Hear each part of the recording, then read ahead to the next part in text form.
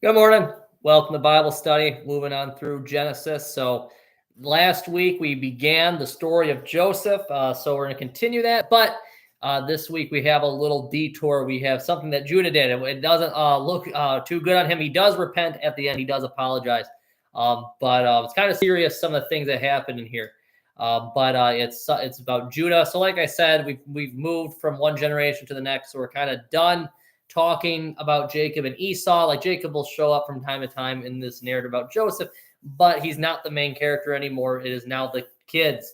Mostly it's Joseph. Joseph's kind of the main character, but we do discuss some of his other brothers. The big one that we talk about is Judah, which we'll talk about today in the story about Judah and Tamar. Some people know about this one, some don't. That's okay. I find this one interesting more out of what the church and what not just the LCMS, what the broader church, like especially the Catholic Church, has done with this passage, especially one paragraph early on we'll get to pretty quickly, because I'll talk about why the Catholic Church has a ban against contraception, and because it comes out of Genesis 1 and 2 with the whole be fruitful, multiply, I think, and it comes out of this in Genesis 38. But I'll explain historically what's going on here, as well as what the Lutheran take on this would be, and how this kind of shapes some of our beliefs. It's a difficult passage, but it's also a fascinating passage because of some of the theological implications. Let's go ahead and open up with a word of prayer. Dear Jesus, guide us to read your word, to continue to trust in you, to trust in your forgiveness of sins. And when we sin, when we make mistakes, you forgive us, Lord. Guide us to make the right choices in life. Guide us by your word that we can that be fruitful for us, that we may find faith, Lord, and find full trust in you. We ask in your name. Amen. Excuse me. Let's go ahead and turn then to... that is not where I need to be. I was doing some other things. Genesis 38, sorry. Genesis chapter 38, Judah and Tamar. So I'll read the first couple verses here. It happened at that time that Judah went down from his brothers and turned aside to a certain Adulamite, whose name was Hurrah. There Judah saw the daughter of a certain Canaanite, whose name was Shua. He took her and went into her, and she conceived and bore a son, and he called his name She conceived again and bore a son, and she called his name Onan. Yet again she bore a son, and she called his name Shelah. Judah was in Chezib when she bore him. Excuse me. So all this passage is setting up is that Judah marries someone. He marries a Canaanite. So already sometimes this hints that, okay, there's something going on here that might not work out well. So he's kind of going against the standard norm of marrying within the tribe, married within the family. So he marries a Canaanite named Shua. So falls in love with her, marries her. And then this talks about how 3 different sons are born. This is important because of what's going to come next. So the 3 sons are Onan, and Shelah. So those are the 3 boys, and that they're going to grow up. So we're moving through time pretty quickly here. So Judah, he meets someone, marries her, and then has kids. And then those kids grow old. So those kids become adults. So by verse 6, we're already going to see Onan is fully grown. Sheila's still technically not old enough to marry. But Onan will be, we'll see. So we'll see that they're at least in their, the older boys are in their 20s. Shelah, he's probably in his teens, not quite old enough to marry yet. So that's what this passage is establishing. So then verse 6. And Judah took a wife for his firstborn, and her name was Tamar. But Judah's firstborn, was wicked in the sight of the Lord, and the Lord put him to death. Then Judah said to Onan, go into your brother's wife and perform the duty of a brother-in-law to her, and raise up offspring for your brother. But Onan knew that the offspring would not be his. So whenever he went into his brother's wife, he would waste the semen on the ground so as not to give the offspring to his brother. And what he did was wicked in the sight of the Lord. I just skipped the line. What he did was wicked in the sight of the Lord, and he put him to death also. Then Judah said to Tamar, his daughter-in-law, remain a widow in your father's house till Shelah, my son, grows up. For he feared that he would die like his brothers. So Tamar went and remained in her father's house. So what is going on here? So first off, is the firstborn son, and Judah finds a wife for him named Tamar.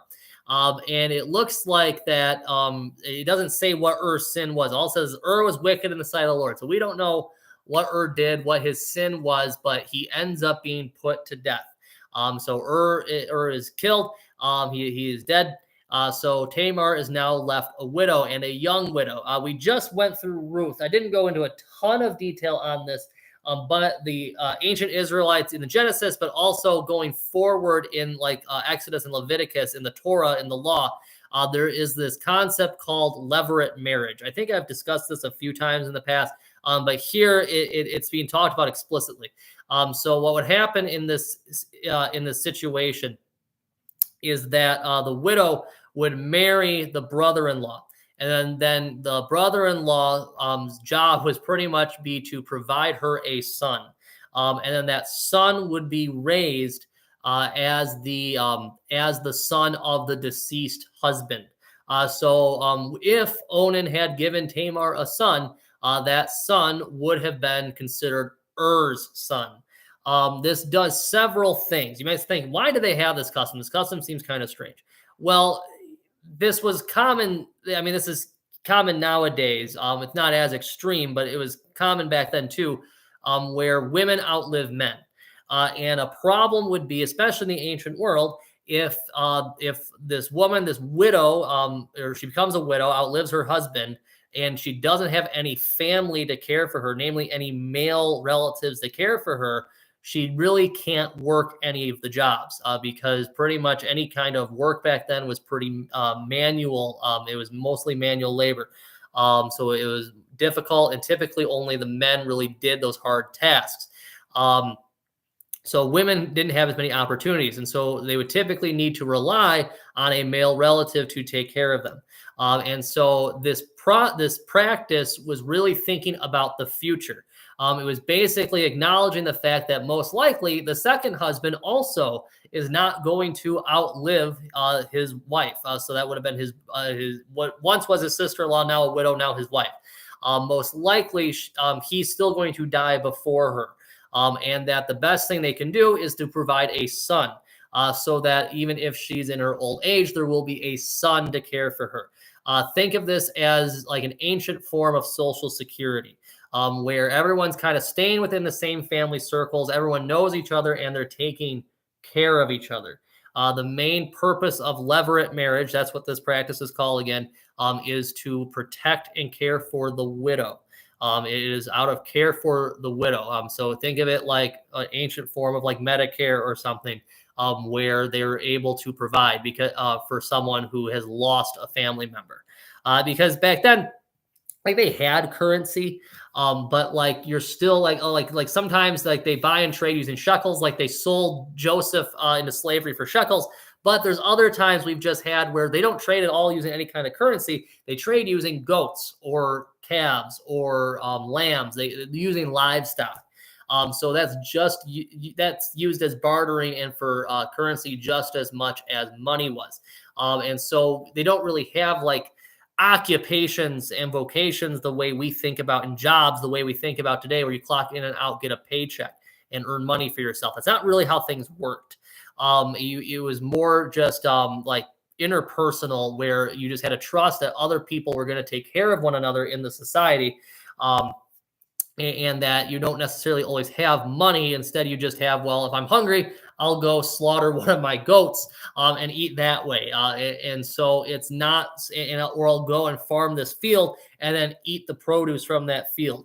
It's a lot more like that.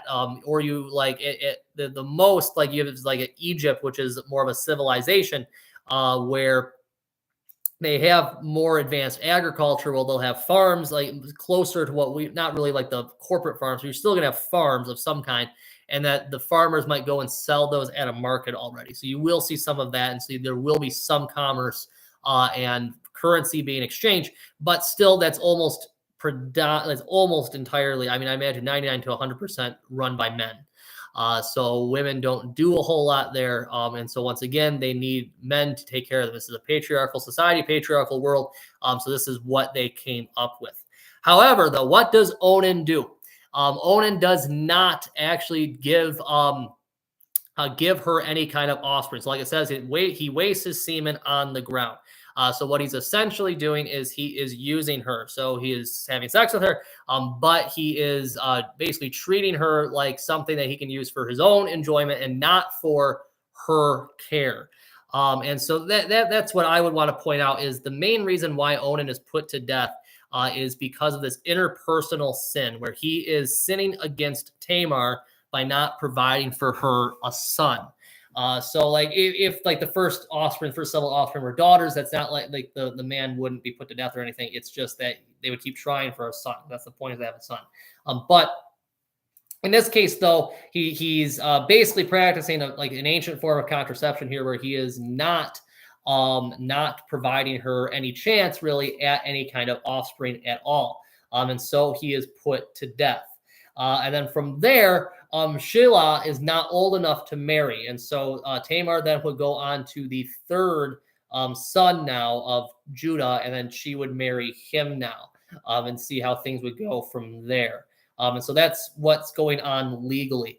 Now, what other church bodies have done, namely the Catholic Church, and this is kind of important for nowadays because we see things like Ohio, they're trying to ban any kind of contraception whatsoever. And you might question, well, we Lutherans, we do believe in the use of contraception. So why is it then that other church bodies don't? Why do other church bodies not practice any kind of contraception? It's coming from passages like this and in tandem with the command to be fruitful and multiply. That they would see this as a sin against that commandment. And that anyone who does anything like that, any kind of contraception whatsoever, would be sinning against that commandment. And so people need to continuously reproduce and that basically fill the earth, completely multiply. Us Lutherans, we see this a bit differently. We would say the sin is either like along with like lust or like masturbation, something like that, or it's interpersonal, where he is sinning against this woman. That's kind of how that's, of course, I'm a Lutheran. That's how I see it. I would stress more the interpersonal side of things. The lust side of things, that's going on here, of course. But I would like I'm teaching this like confirmands or something, like the sixth commandment, you shall not commit adultery. I would go more towards the Sermon on the Mount with that statement. You've heard it said, you shall not commit adultery. But I say to you, anyone who lusts after a woman in his heart has already committed adultery. That's where I would kind of put that teaching. Whereas specifically this passage, I would see this mostly as a sin that Onan is committing against Tamar and robbing her of having a son, of robbing her of a future, where he is not giving her any kind of security, where he is mistreating her. And for that reason, he is put to death. He is not caring for her how the Old Testament and these old ancient practices allowed for widows to be cared for, that he is not doing that. And so therefore deserves to be put to death. And then you might question, well, where, like, our concept of like why is it that we actually do those still believe in contraception as Lutherans? So that is an interesting thing, because there is that commandment to be fruitful and multiply. And I do know some even Lutheran pastors that will kind of take that route, have very large families, but we see it more that Jesus has fulfilled the old covenant. And so that would mean the entire Old Testament has been fulfilled in Jesus. And so that means things have changed. And so now there's the new covenant, namely the forgiveness of sins in Jesus' blood. But you can see that this commandment to be fruitful and multiply, this kind of gets replaced by the Great Commission to go and make disciples of all nations, baptizing and teaching them to obey everything I have commanded you, like Jesus says at the end of Matthew. So that's where we'd see the shift. Where in the old days, it's, okay, we have all this space, we have the whole earth, let's populate it. Well, by the time Jesus is there, the earth's pretty darn populated. And even now, especially now, the earth is, like, we've filled the earth. I don't know how much more we can actually do that. And so that's why we say, well, now the focus, because Jesus also has fulfilled the law, where he technically would have even fulfilled that old covenant of being fruitful and multiply, even though he had no children, he still is, in that sense, is embodying all of the Old Testament laws. Especially the laws of Moses, but even that. And so he's going to go and be our Savior by doing everything correctly. So he didn't marry or anything, But the purpose of that was to fulfill the Old Testament covenant. What happens is between the old and the new, things change, where now we practice things as according to what Jesus has taught. And so we're still saved by faith in Christ, but we don't follow all these Old Testament customs. Like we don't practice levirate marriage, for instance. And that means then that we kind of see things more vocationally, where, well, a couple, like a married couple, husband and wife, can sit and say, well, how many children can we really afford to have? How many can we care for? We're still populating the earth by having kids, or one kid, but we don't know, but we're planning out what is best for our family in our current situation. So that's what's going on with that. And like I said, it's kind of that old commandment of being fruitful, multiply kind of gets replaced even by the Great Commission.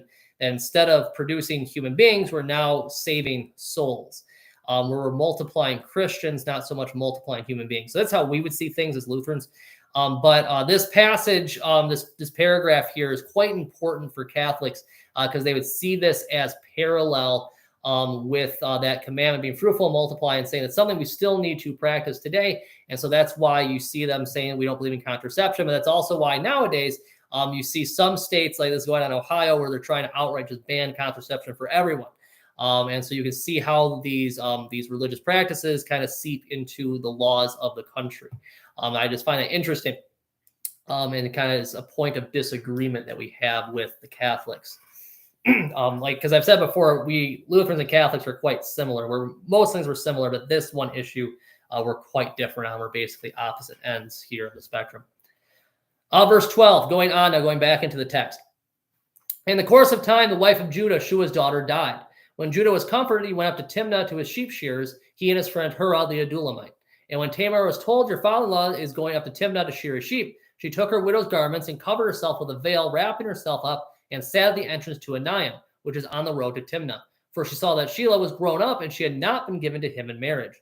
When Judah saw her, he thought she was a prostitute, for she had covered her face. He turned to her at the roadside and said, come, let me come into you. For he did not know that she was his daughter-in-law. She said, what will you give me that you may come into me? He answered, I will send you a young goat from the flock. And he said, if you give me a pledge until you send it. He said, what pledge shall I give you? He replied, your signet and your cord and your staff that is in your hand. So he gave them to her, and he went into her, and she conceived by him. Then she arose and went away, taking off her veil, she put on the garments of her widowhood. So what happens here? So Judah, his wife, passes away, and then he goes back to his friend, and remember that this is where he met Tamar. So these are kind of like some of his Canaanite friends. This is where he met Tamar. So Tamar was told to go back to her family's household. So that's where Tamar was. So Tamar hears that he's coming to them. And she also has noticed that Judah did not give the third son, Shelah, to her for marriage.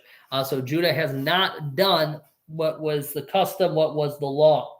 And so in a sense, she is choosing to take matters into her own hands, where she changed what she's wearing. So she takes off the widow's garment. So it would be like these darker clothes showing that you are a widow, and puts on a veil over her face, which was customary for the cultic prostitutes. She'll be identified as a cultic prostitute in the next paragraph. What that is that prostitution was kind of done in a few different ways in the ancient world. There was the one way that we would know that's still kind of practiced today, like a man goes to a brothel where there's women there and they pay money to sleep with them. Those were done and run just like they were, throughout all human history and cities, that kind of thing happens. It's wrong, of course, a sin, but it goes on.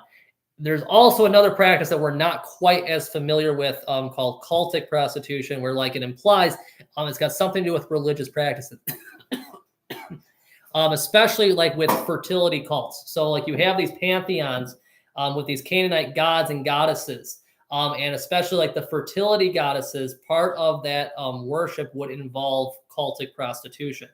So it sounds just like it says it does, where a man would go and sleep with this woman, part of this cult, or part of this worship of this fertility god. And depending on the society, sometimes it was actually seen as something not even shameful at all. It was just part of the practices of their day. So when God is talking about the shameful practices of the Canaanites, This is one of them where they go around not ashamed at all of this practice, of where they're just doing this thing where they're basically legalizing prostitution like this.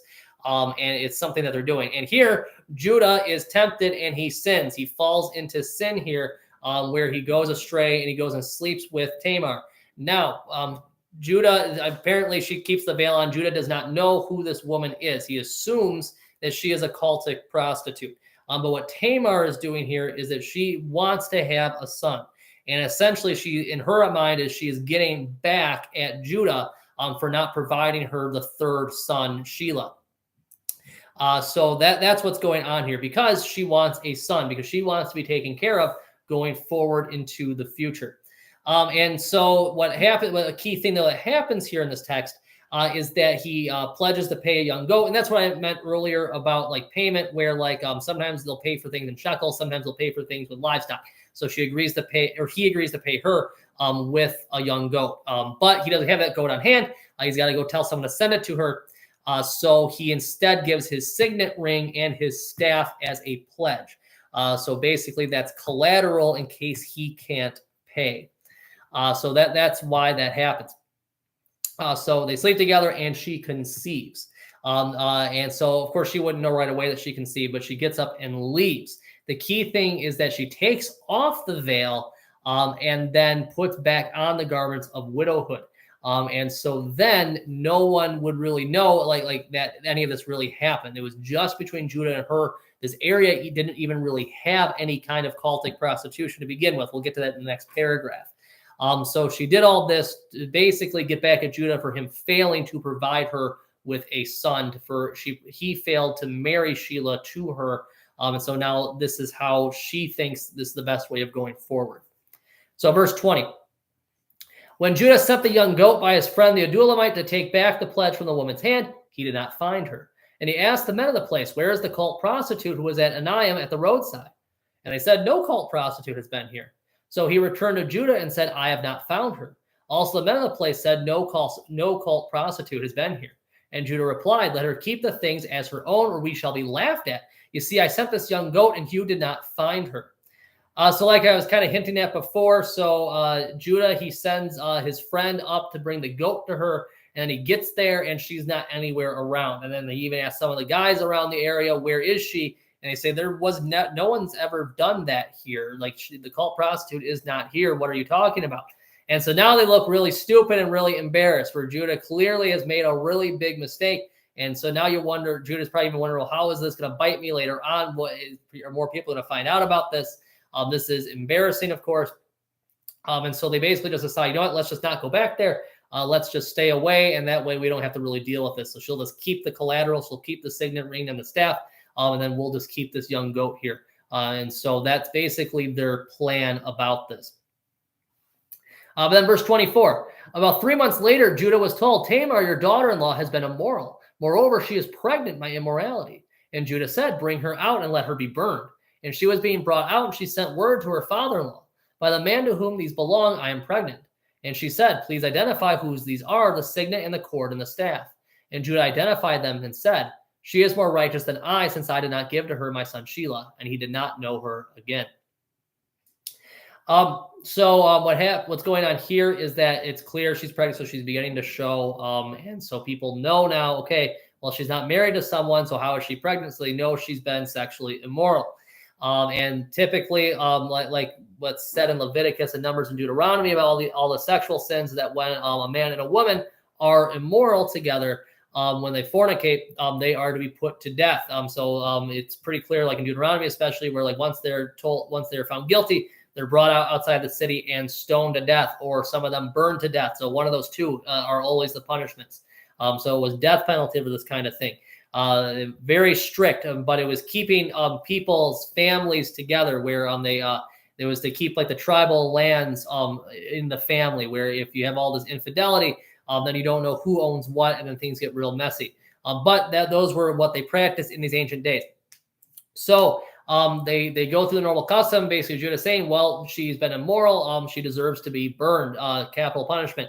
And then she comes out, and then one question then, well, who is the father then? Because who else is guilty here? Because this is a two-person crime, of course. and that she says, well, please, here are the belongings of the father. Please identify them. And of course, it's Judah's signet ring. So everyone would have known what Judah's sign, his signet would have looked like, and they would have noticed that she had that. So it'd be very clear that he was the father. And so what basically happens here is Judah then is the one who takes on the levirate marriage of Tamar. So in that sense that he should have given the son Shelah to her, but he didn't. And so he basically has taken on that role instead of his son, who normally would have been one of the sons. So she is not put to death. He is also not put to death. So it's very interesting that because this was technically all within like this tribe, within this family, this no longer is seen as prostitution or immorality. It's seen actually as levirate marriage. However, though, Judah is repentant here because he points out she's even more righteous than he, because she was doing what was supposed to be done, where she tries to marry herself to someone else in that family. So you might think, well, how she did it was very strange and you would say sinful, but you could see, though, according to these old customs, these old laws, that she was trying to obey them to the best of her ability, and also looking out for her own future here. So Judah is the one who makes the mistake here, but Judah apologizes, and like it says, he did not know her again. That means he didn't take her as wife. They did not sleep together, but she had a son, and so that means that that she'll be taken care of and still part of the tribe in that sense. So it doesn't say whether or not Shelah either married her either, which is also fascinating. But no one is put to death, and instead Judah repents and turns away from this. And so he, of course, is forgiven. It's a bit different than some of the other sins of the other brothers, because like Reuben slept with one of Jacob's concubines, so that he was sleeping with basically his stepmother, essentially. And that who were the other two? Levi and Simeon. They went and attacked that whole city of Shechem after the whole Dinah terrible situation. So you can see how those three brothers end up like on dad's, like, I don't want to give you the blessing, I'm not going to give you the inheritance. But Judah, on the other hand, he makes this mistake, but this is all within his own household, where and he even repents to some degree, where we can see that Judah will still receive the full blessing as if he was basically the firstborn, where Judah ends up being the ruling household. So it's interesting how this isn't counted against Judah, whereas Jacob does count some of the other sins and some of the other poor choices that the older brothers make against them. So it's fascinating. But like I said, these aren't really against Jacob. These aren't really against dad. These are really within his own household against Tamar. And so he basically handles it himself, admits his fault, and then they move on. And so you can see how this is a bit more mature than someone like Reuben, who basically he does a horrific act of sleeping with one of his father's wives, and then tries to make up to the dad by basically using Joseph as a bargaining chip, where he allows his brothers to beat him, strip him naked, and basically leave him for dead in a cistern. So you can see how like Reuben, like even trying to make amends, is still like making mistakes. And in the end, Reuben doesn't really make amends at all, because Joseph ends up being sold into slavery. So you can see there is still quite a bit of a difference between Judah and the older three brothers. Remember, Judah is fourth in line here, but ends up being the ruling class, because Jesus is descended from Judah. And that's a perfect segue into this last paragraph here. Verse 27, when the time of her labor came, there were twins in her womb, and she was in labor. One put out a hand, and the midwife took and tied a scarlet thread on his hand, saying, this one came out first. But as he drew back his hand, behold, his brother came out. And she said, what a breach you have made for yourself. Therefore his name was called Perez. Afterward, his brother came out with a scarlet thread on his hand. His name was called Zerah. So you put the scarlet thread because like that, the first one out of the womb, even though it's the hand, not like the head, that is the firstborn technically. It's really the first one out. So he should be receiving like the first, like all the property rights, all those kind of things. However, though, Perez is really the first one completely out of the womb. And so Perez means breach in Hebrew. That's why they named him that. So he kind of jumped ahead of the other, of Zerah, his brother. But the other important thing is Perez is the ancestor of Jesus. So another reason why this story gets included in scripture is that Perez is one of the ancestors of Christ. And Perez is really also the ancestor of King David. So like you can see that the line goes from Judah to Perez, and then onward after Perez down the line to David, and then of course from David on to Jesus. So this is the beginning of the kingly line. That's the other reason why it gets recorded, because it's saying, well, Judah wasn't perfect in giving birth to Perez, but Perez ends up being the ancestor of King David. So it's still important to talk about this and include this. Excuse me. So that's Judah and Tamar. Like I said, it's a kind of a difficult story to read. A lot of weird the things that we wouldn't really practice, of course, in this day and age, especially with human sexuality. But it's still fascinating. So especially that talk about contraception, theologically, what different church bodies have done with this passage, and also just historically how this is one of Jesus's ancestors, how he was born, and so there's a lot of odd circumstances here that lead to Perez being born. And now we jump back into Joseph's narrative. So chapter 39, I'll go ahead and start. Now Joseph had been brought down to Egypt, and Potiphar, an officer of Pharaoh, the captain of the guard, an Egyptian, had brought him from the Ishmaelites who had brought him down there. The Lord was with Joseph, and he became a successful man, and he was in the house of his Egyptian master. His master saw the Lord was with him, that the Lord caused all that he did to succeed in his hands. So Joseph found favor in his sight and attended him, and he made him an overseer of his house and put him in charge of all that he had. From the time that he made him overseer in his house and over all that he had, the Lord blessed the Egyptian's house for Joseph's sake.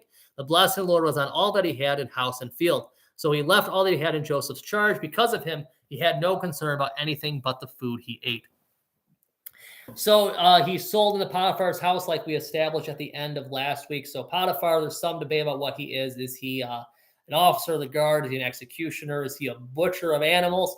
He could be any of those. It does, once again, we get that hint that he could be a eunuch. It does say officer, where we're not entirely sure, is he actually like a real eunuch, or are they just using that word to mean someone of high station, maybe protecting like a harem, or he's just some kind of captain of the guard, just an ordinary captain, in which case he may not actually be a eunuch. Either way, he's got a high position, and then Joseph now is one of his slaves. But Joseph does very well, where it's clearly does well with all of his tasks, and he kind of works his way up in the household, and eventually would essentially be seen as the butler, or like the head of the staff. So, like if you know anything about like British royalty or royalty in the past, there's usually like this I'm blanking like head butler, who basically is kind of like the head servant, where there's someone who kind of oversees everyone else and makes sure they're all doing their jobs, where they're basically like the manager, but they're still a slave. But that kind of practice went on like with the servants, like in England. It went on with the slavery in America, even where you have someone who's basically in charge of all the other slaves. That's what Joseph becomes.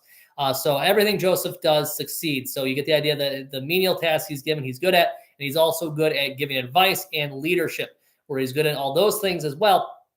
And so he ends up leading.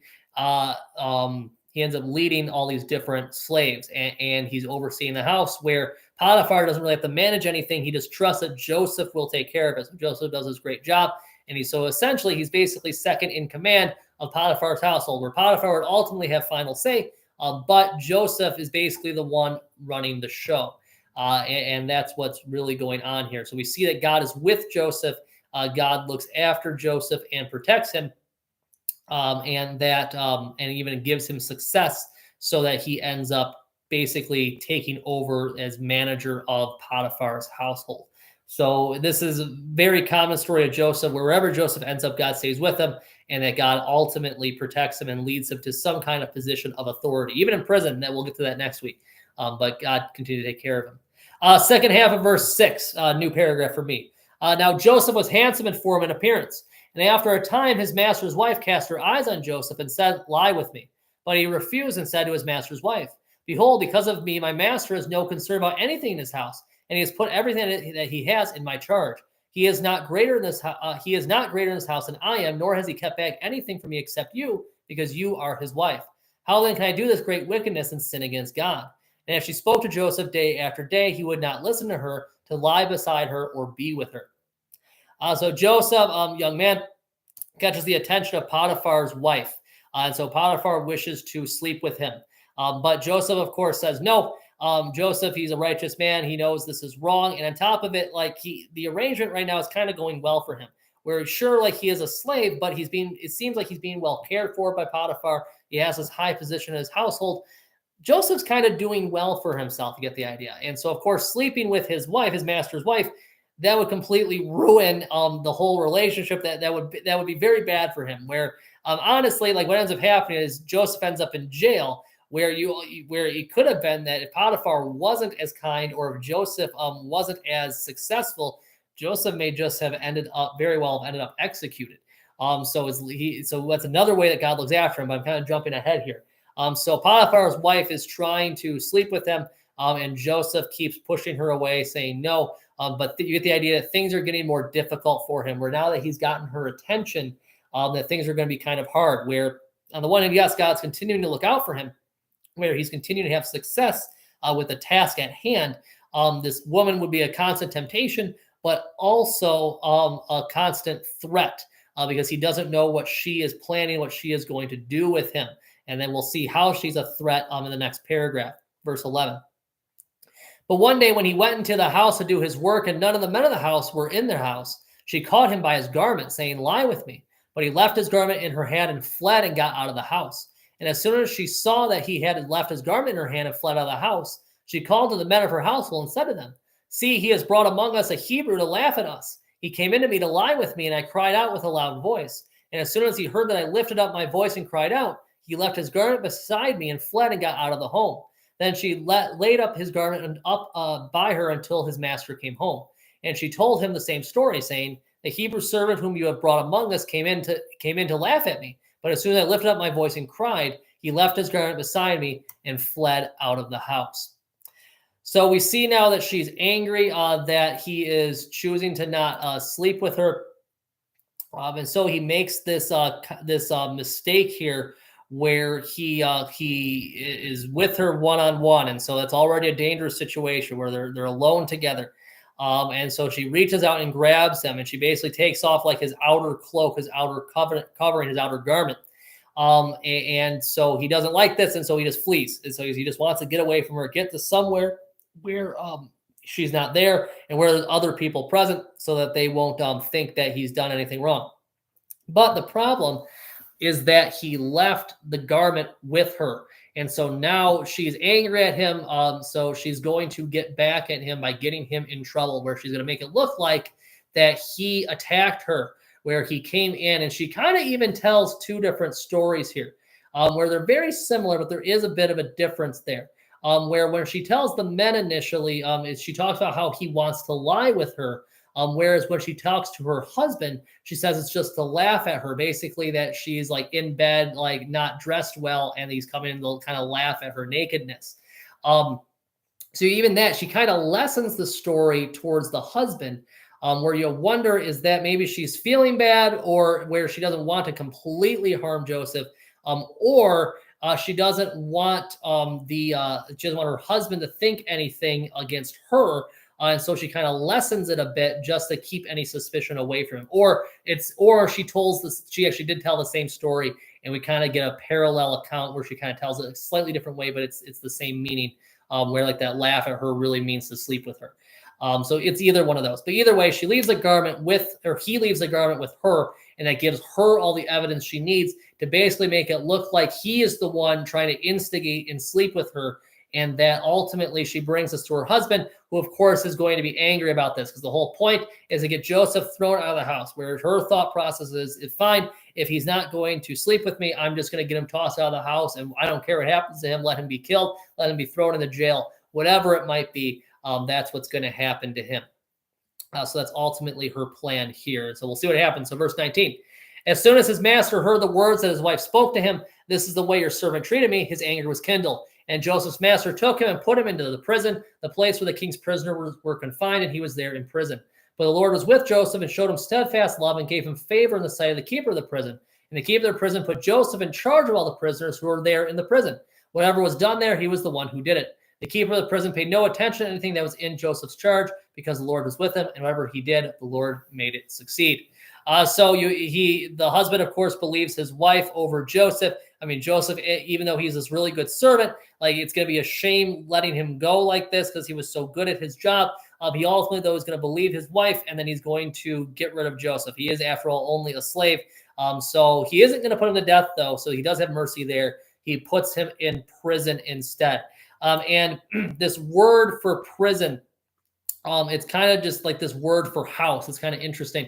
Where you get the idea, it's the big house. So I always like that translation for prison in this text. But they're in this jail cell. Because what's interesting about what's difficult about ancient world prisons is like they might be like a building, or they might just be a hole in the ground that you throw people into. So either way, Joseph is in this jail, and just like before, God is with him, and Joseph, even though he's a prisoner in prison, he is given authority where he's kind of put in charge over the other prisoners, and he kind of takes care of them. He brings them food. He brings himself food. He's not like trying to escape. He's just waiting out his sentence. And you also wonder, though, like in the ancient world, did they have prison limits? Were they ever going to let him out? Is he just stuck in there because of this thing that he was accused of? So we don't really are given that detail, but it's an interesting thing to think about. But the keeper of the prison knows that, well, I can kind of put my feet up and relax, or do some other things that are important to this job, and let Joseph take care of taking care of the other prisoners. So that becomes Joseph's main job. So we see that things are not going well for Joseph, or well, they go well and they don't go well. And so that's kind of the whole narrative thread for Joseph, where things are going well. Like he's his father's favorite son. He has this nice robe.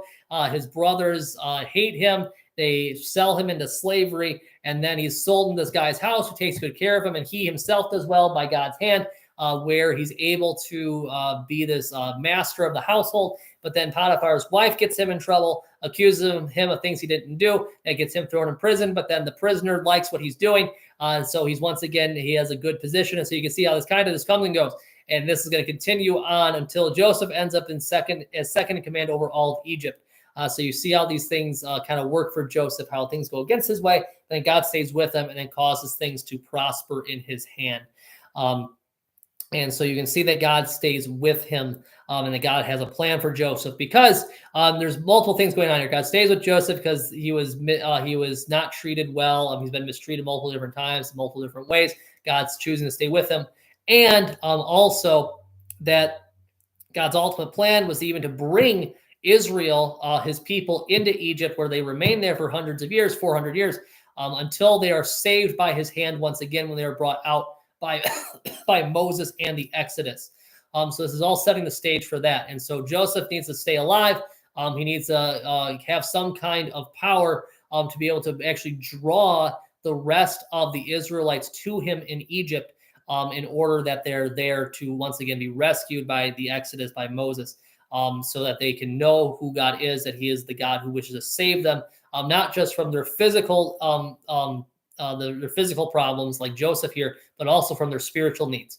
And you can see that's part of Joseph's faith, where he's alone with Potiphar's wife. He could have easily slept with her, but he chose not to, because he knows that he is held accountable, not just before Potiphar and his wife, but also God.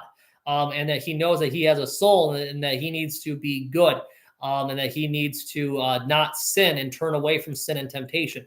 You can see it was kind of nice how this worked out with chapter 38, because Judah, he was tempted, and you can see how he slept with Tamar, whereas Joseph chose not to sleep with Potiphar's wife.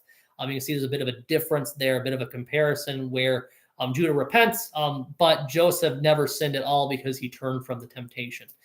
So that's kind of where I'll leave us for today. So some interesting stories here. And we'll continue on with Joseph. From here on out, it is only Joseph. So we'll see a lot more dreams that happen. So next week's all about dreams.